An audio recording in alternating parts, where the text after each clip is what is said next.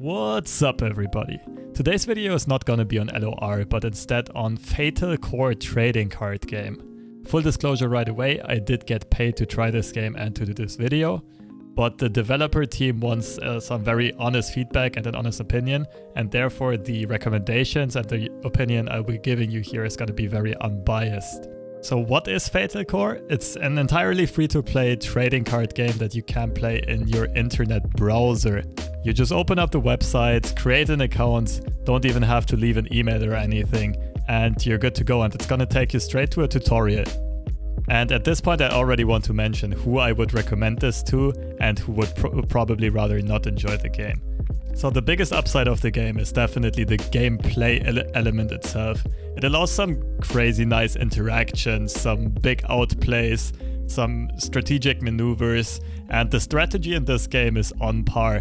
And we'll discover more and more of these elements as we go through the tutorial and hop into some actual games. Is it the mustache? Who knows? Okay, then let's go versus bots first. We'll play our homegirl again. Easy, sure. Starter deck. Let's learn the cards first. Do 1 damage to a random target. Repeat 5 times. Render it soulless. 1 damage to a random creature in your opponent's board. Oh, this card's pretty solid if we develop it early and let it stick for a while. That one seems like we don't have to keep it.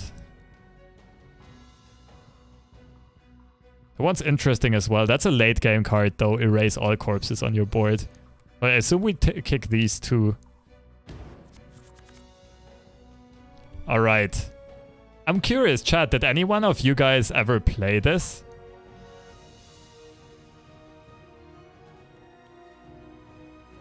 Maybe someone of you guys can backseat a bit and help me out here. If I'm majorly messing things up. Do I have a code or something or a link to this game? It's literally just, you just Google Fatal Core. The link is fatalcorecg.com. I think they actually care a lot about their competitive scene, by the way. Like, this is still in beta as far as I know, and they already announced a couple of tournaments of like $1,000, $2,000, and so on. Starting it up right now? Oh, maybe we can play a few games later on. I'm down for it. Let's see who can learn this quicker. No, but I saw on Twitter they already announced a 1K tournament for sure, and I think I recall a $2,000 tournament as well, which is always pretty neat to see as a competitive card game player. Okay, let's focus on the game. Choose a card to play. So we want the unit we kept, right? Oh wait, that wasn't a mulligan. I'm silly. I can choose the 2 cards that opponent cannot see. Okay. So can I put this anywhere? Can I also... Ah, okay. If I cancel, I can also recontemplate. Makes no sense. I think I go for the prime slot here. No, wait. This gets its attack buffed, which means I put it right here. I don't mind this having 0 attack for now. I want this to be beefy. So he has a 3/6. Oh, this one might get it really, really big very quickly. Dream Walk. Oh, this is a strong card. Let's try to hide this. I think I want to play this. Oh, on your board. I thought it said on opponent's board. Slow can only be played on turn X or after. Okay. This card is nuts. Holy moly. Is this a browser game? Yes, it is. It is. TCG, what does that stand for? It stands for Collectible Card Game. The same as in my Twitch name, FreshLobster TCG. But like I said earlier, this game, like, you cannot buy cards in this game. This game only monetizes through voluntary contributions. And you have to, like, earn all the cards and all the skins. Which is very nice to know that it's absolutely not pay to win. Not even the skins are pay to win. Hide it. Does the opponent see your hands unless you hide it? Yeah, exactly. So the like blackened out cards our opponent cannot see. The same way that we can see about half of our opponent's hand. Which allows for a lot of mind games and counterplay. Spells card. What does this do? 1 damage to all opposing creatures. That's fine. Target creature and a buff. Okay. So 1 turn is always just playing 1 card. And in the tutorial we learned that spells resolve after creatures are being played. And I assume the creatures get played simultaneously. Interesting. What does Soulless do? Unable to activate abilities. On death does not leave a corpse. A creature becomes soulless, the stats are returned to their base values. Okay, so I need another creature before I play this. So I think I just go for this one. In combination with the passive, it should remove my opponent's unit. Unless he plays another unit. Cinder Blast. Okay, sure. See what happens. Alright, here we go.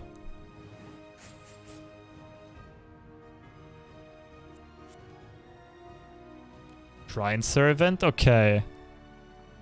So I think we put Shrine Servant in one of the weak slots. Reason being, it's just a spell absorption card, right? The Mana Magnet. As we saw earlier on. Soulless. Okay, that's a yikes. Oh, but then I can buff up my Mana Magnet. And just double down on making this soulless. Ashen Dream, render target creature and your board soulless. Render target creature and opponent's. Redraw 3. Oh, that's good. Let's start off by buffing our Mana Magnet. That might be inting, since she just dies whenever my opponent plays the next spell. That's also really good though. I think I just go with this. Give each spell in your opponent's hand slow 8. That means he cannot play all of his spells until turn 8. And we're in turn 4.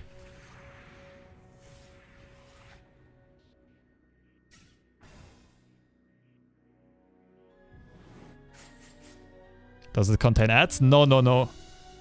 They said the only way they'll monetize is by voluntary contributions. Like, it's gonna be like a collective crowdfunding system. I think they'll set up a Patreon. And whenever they reach a certain amount of income, they'll release new cosmetics, game modes, all that kind of stuff. That's how I understood it. I'm not 100% sure about it. Oh, that looks strong. Slow 3, end of turn if banished 1 is not the highest board. Ooh, okay. But only on my board. Okay. I play this in a slot with a lot of power. Right? And I don't really care about this losing a bit of life.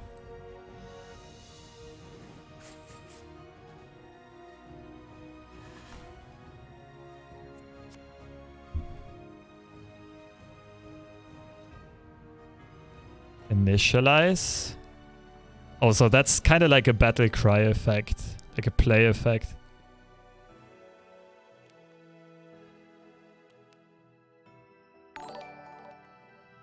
Yeah, thanks for the follow, Drowsy Deer Fisher. So I think at this point, we might want to make this soulless at some point. Since it's still gonna be a 6/10. And it just gets like the negative effect removed. That's really good, right? Wait, isn't that quite the 5-head play? I think I'll play a unit first. But I might do that next turn. Is there a mana system or how does this thing work? No, you can play 1 card per turn. It's pretty straightforward. And you and your opponent play their cards simultaneously. And the effects happen simultaneously. It's just that units happen before spells. Like units resolve before spells. Make Knight soulless. But after this turn, Oh, I thought it would go back to normal after this turn. Oh, okay, that makes sense. So if I make the knight soulless, he's at 5 attack. I just need to be careful that he doesn't get buffed any higher.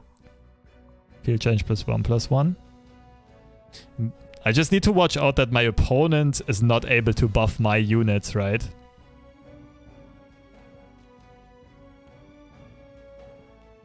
And if I'm understanding this correctly, at the end of every turn, all of our units attack our opponent's HP. Which means if our units survive here, we should easily finish him off. So I give this creature more stats because I want this to be the strongest. And then I try to render this the knight soulless.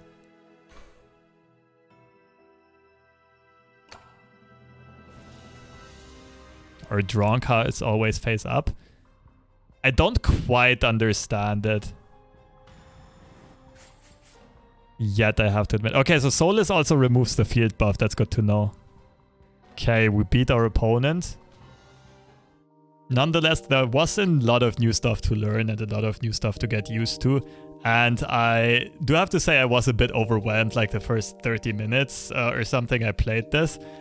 Some interesting gameplay elements that you might not be used to is that large parts of both players' hands are open and visible to both players.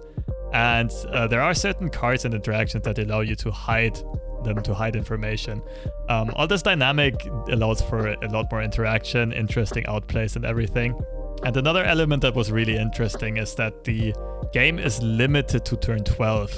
So one player either puts the opponent's life points to 0 before turn 12, or whoever has more life points at turn 12 wins the game. So if you're still traumatized from those control warrior mirrors from Hearthstone back in the days, that's not possible in this game. And yeah, the tutorial kind of explains all the card types, what to do with the board spaces and some interactions. After the tutorial, I hopped into some bot games because I felt like there was still a lot to learn and a lot I did not understand properly. And there's definitely a bit of a barrier of entry, but after you try to learn a bit about the interactions, you get used to them very easily, and I started to really enjoy the game. So after some bot games, I got a couple of card packs and pimped out my decks, the starter deck of the character I chose at the beginning. And one important thing to mention here is that the game is entirely free to play, like I said earlier, and you can only buy cards and the packs with in-game currency, and you can only unlock that by playing the game or from special events like participating in a tournament or something similar. And there's also a marketplace to trade certain cards of which you might have too many copies, and to find cards that you really want or need for your deck, for your strategy. And I said earlier on, this is a very interactive game. So after upgrading my decks, I did drop into some online games with fellow Legends of Runeterra players, Coin Flip and Broken Ball, and we had a blast. It was super duper fun. You can pick up strategy and depth very quickly, and yeah, some crazy plays. And I showcased 2 of those nice games we had for you guys here. Enjoy. Yeah, I think the in-game art is neat. The user interface could be improved for sure. The general art is neat.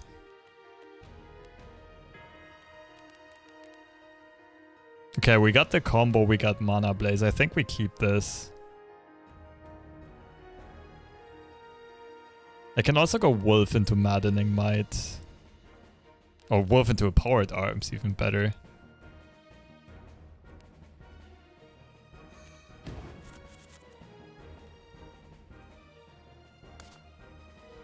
Oh no. Okay, it's slow 3. Okay. That's interesting.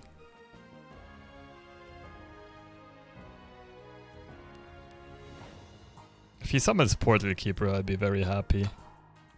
Yeah, LO art, yeah, the art and the user interface is amazing. I totally agree.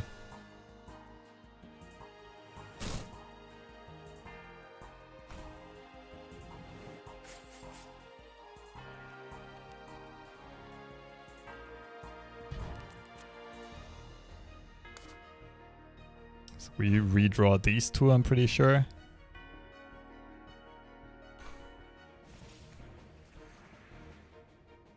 Raise the corpse in your boards. 3 cinders.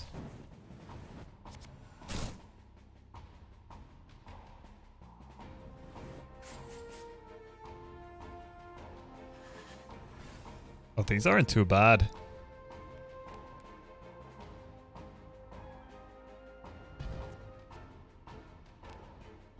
Oh man, I wish I had removal for this. Could play Knight of Misfortune to tank up a bit. But I think this is Mana Blaze this turn. Thanks for the follow, Jubal. Guess I will wait until they punish the game and release it in Steam before trying it, but I'm kind of interested. That sounds reasonable. That sounds very fair. Also, since it's still in beta, I guess sometimes the queue times are long. I'm not sure if it's just because of the late hour I'm currently playing it in. Your camera should be placed in the bottom middle.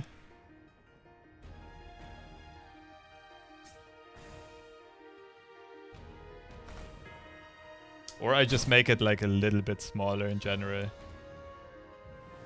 That's probably about it.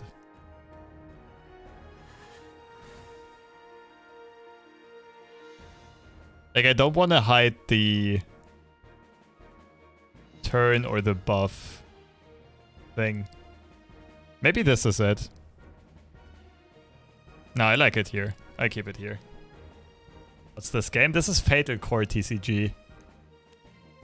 It's free to play. And you can just play it from your browser. You don't need to download anything. It's still in beta though. The gameplay is really, really fun. But the overall game is a bit rough on the edges since it's still in beta.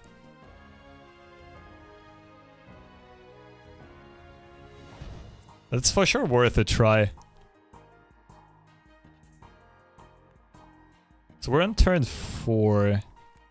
Can't play any of the spells.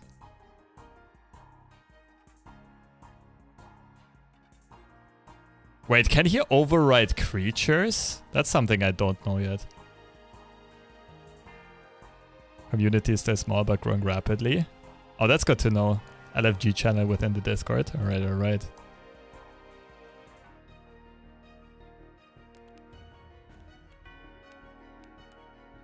Turn 4. I'm not quite sure what our play is. I assume it's just Knight of Misfortune and then hope the wolf survives. Like right now I just play a tanky unit. Oh, I'll play it into the top row though, since I play the Doomed Army in the bottom row. I'd probably go Doomed Army Null Wave after this. LFG is looking for game. Can't override creatures. That means Coinflip cannot play anything. I blocked all his spells, right? He cannot play a creature. And he just drew. Oh my goodness, I kind of stalemated him. That's crazy strong. Sure, he can see this. So now I just try to snowball ahead and not give him a chance to come back. I think this game is amazing to get into because of open hand. Yeah. You can actually play around stuff. And it also adds like value to the mind games.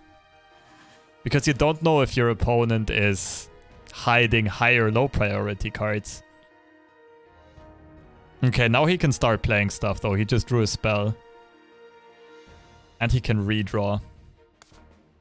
But I know way. Oh my goodness. This is just. This looks like it's about over.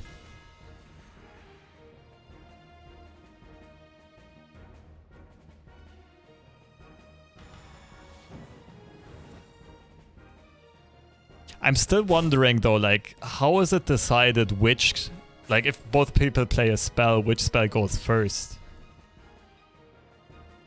Do I just... This is a hide for sure. I think I just bump this place.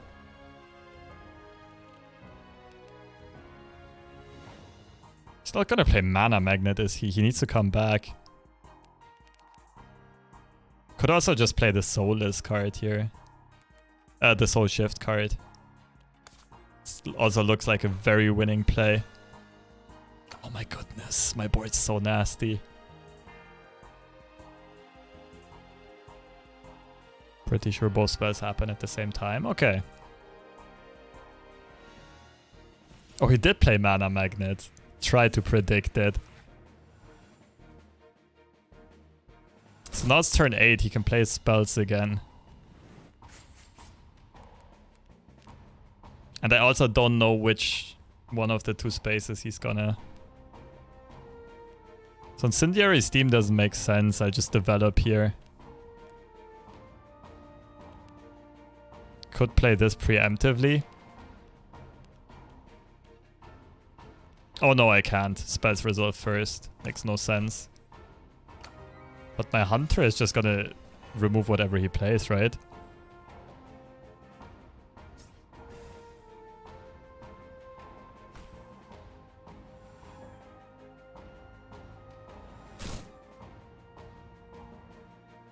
I'm just wondering if you play this game a lot, whether or not games become kind of standardized, right? Since the decks are very small, like 18 cards. Whether or not you always kind of just like make the same plays.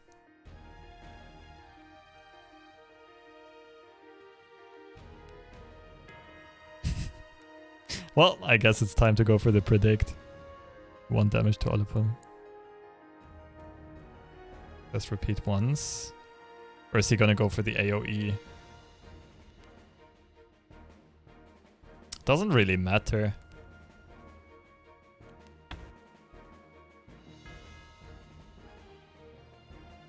Oh, I need to hit this creature. Okay, I can't even play this.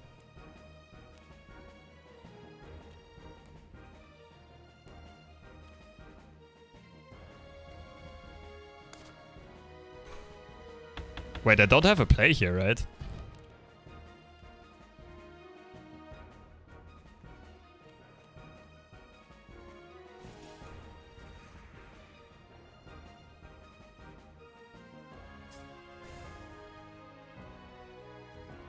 It's trying desperately with the AoE clear.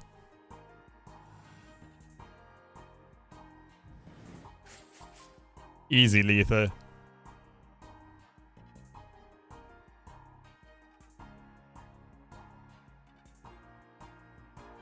GG. An interesting deck, like a board-heavy elemental deck. But we kind of managed, in a more or less lucky way, to clog up coin flips. Board completely while freezing all the spells in his hand. With giving them the slow 8 effect, which means he can only play them from turn 8 onwards. That mana burn thing, yeah. I just realized it after it happened though, because I thought you could override your own units. But you couldn't play anything for like 3 turns, right? I think I played this for like 2.5 hours now. I am really enjoying the gameplay though. Like my final verdict on this game is this, right? And this is also who I would recommend this to. People who care more about the actual interaction, about playing their opponent, competitive players, skill-oriented players. If you're just looking for fancy animations, I don't know, big numbers, like if you're kind of a Timmy, if you like Aurelian, so no, I don't know. Like, there are prettier games out there. There are games that have a cleaner interface and everything, are more user-friendly and are more like better to play if you just want to unwind and not think about much and just have fun. But if you like to actually play the game, really get into it, get into the head of your opponent, the gameplay of this is amazing. It's very innovative, it's very interactive. And like, it did have a very steep learning curve. At first I did not have a good oversight. But even after just 2 hours, I feel like I already understand a certain depth of this game.